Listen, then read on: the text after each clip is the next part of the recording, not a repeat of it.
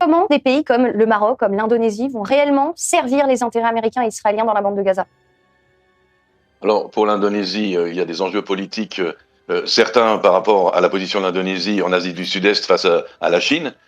Pour le Maroc, c'est beaucoup plus clair. Il y a d'abord des intérêts communs avec Israël. Les relations entre le Maroc et Israël sont aujourd'hui au beau fixe. Et parmi ces relations, une grande part est allouée aux échanges militaires.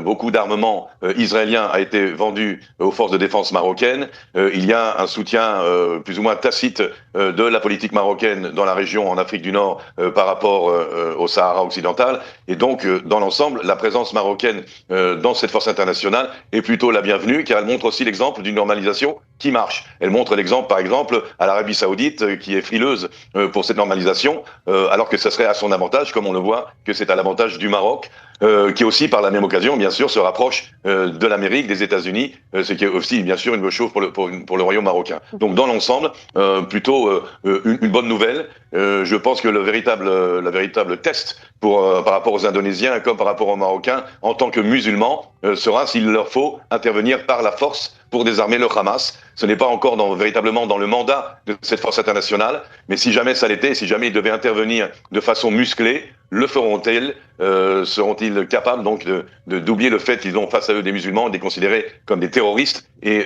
d'agir en conséquence? C'est ça, c'est difficile quand même d'imaginer des forces marocaines, indonésiennes, mais surtout marocaines, puisqu'on parle du Maroc, d'éliminer ou de tuer des terroristes du Hamas.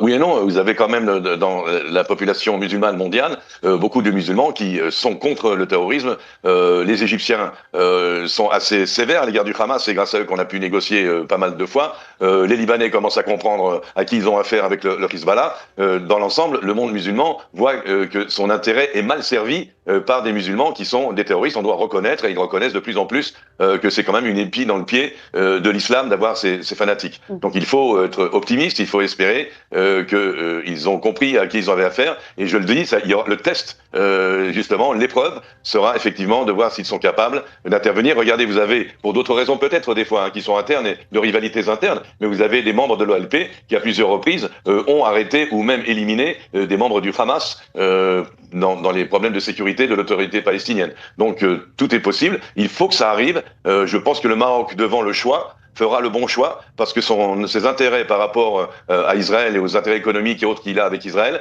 lui dictera le choix véritable. Le Hamas ne rapporte rien au Maroc. D'ailleurs, le Hamas ne rapporte rien à personne, à aucun pays arabe et à aucun Palestinien. C'est une catastrophe pour tout le monde.